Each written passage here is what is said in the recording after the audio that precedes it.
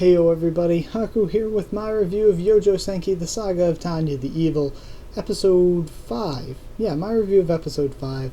So, for this one, I actually think it may be my favorite episode so far. There was a little bit of complexity going on with some of the jumping around to a bunch of different military strategy and whatnot, but this was possibly the most enjoyable for me. One thing is for certain, though I do love the opening and ending, and you guys know I'm a big fan of that, they didn't have them this episode, and they made the most of every single minute of this episode. Just going through everything that happened. First off, of course, we have Victoria back. We saw it at the very end of last episode, and she is back now as a second lieutenant. I do believe she gets promoted to first lieutenant under Tanya, but she's her lieutenant and her assistant. And she actually had HQ send over soldiers to help with this clerical work. And of course it's funny because Tanya wanted it to take as long as possible, but all of this and Victoria being good at her job makes everything happen so much quicker. So then we have the scene I thought was funny. I laughed at it because it was this weird, absurd style that they did it, where they had those two soldiers that were being transferred and everything, and the way they jumped from just jump cut to them, their passport being stamped, the plane jumped to being in front of Tanya, jump back.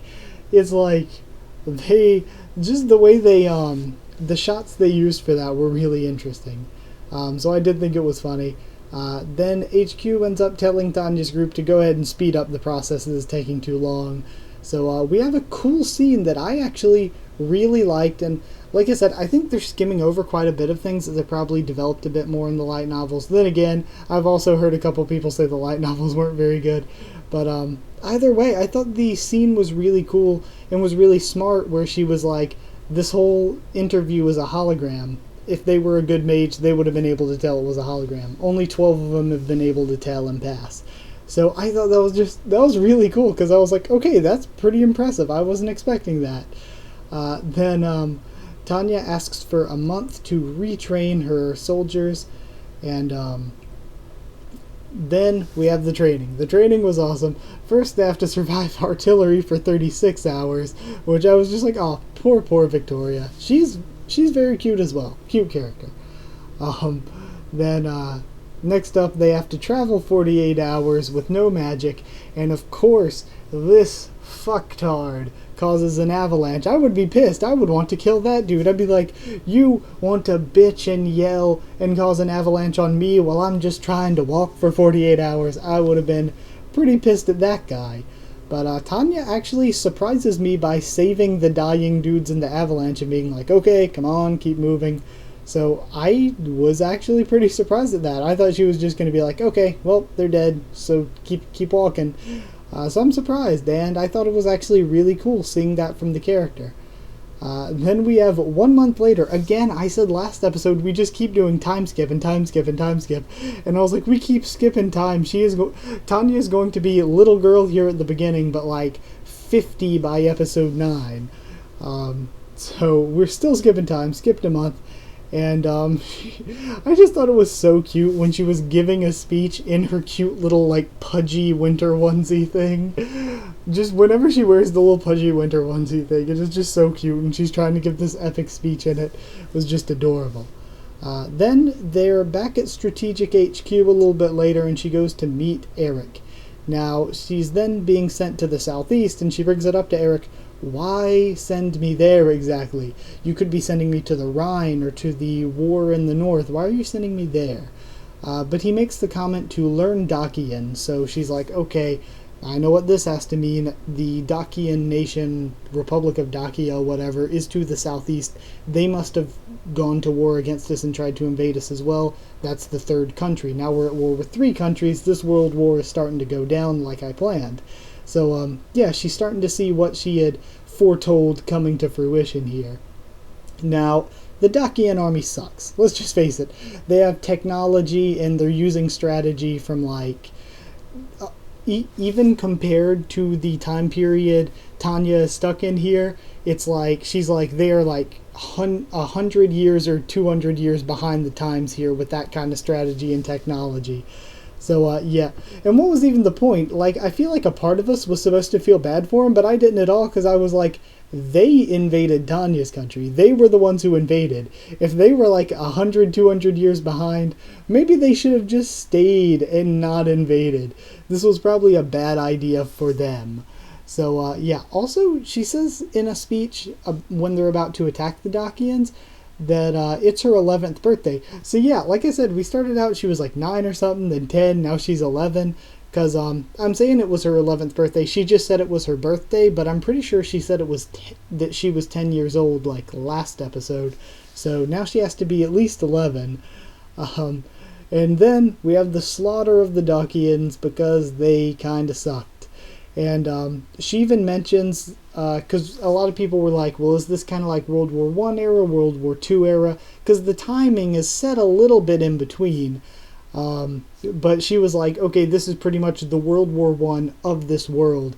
But because they haven't had a World War I, none of them know those strategy and tactics yet. And they don't know air superiority. They don't know not to bunch up in groups and get bombed. Like, they are just, they don't understand tactics yet. Poor little children. So Tanya just pretty much demolishes them with her forces. I thought it was funny when she went into the main camp and was shit-talking the, just shit-talking the commander and whatever. That was very funny. So then she orders them, kill everyone but the commander, and so they do. And Tanya actually then says, you know what, I want to push the capital. Like, that's pretty impressive that they're like, you know what, let's just strike at Dakia's heart. They want to invade us, let's just demolish them. And it pretty much works. They go to this one place that's the capital's weapons manufactory place, it would seem. And I think it was like something, maybe it was delivering weapons to the Republic. It had something to do with the Republic as well. I don't remember if it was delivering weapons to them or receiving weapons from them. All I remember is she said it was like a Republic facility, but it was in the Dakia capital or whatever. So, of course, because of international ethics laws, they're not allowed to just do a sneak attack at night. They have to announce that they're going to attack to give any deserters or civilians or anything time to escape. But it was funny because I was not expecting it at all. I lost it. She announces it in this cute little girl voice so that they all think it's a prank. And then she's like, okay, men, well, I did what I had to do and warned them. Not my fault if they don't believe it. And then they just blow it all up in one single volley. So, yeah, just really an interesting episode. A lot happened, a lot of action, some really cool stuff, some stuff I wasn't expecting from the character as well.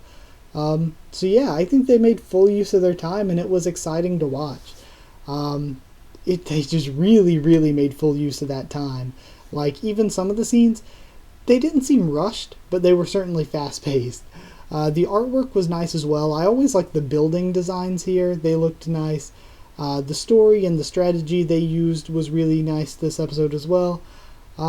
So yeah, I even got a few laughs, which I haven't really laughed much in Youjo Senki.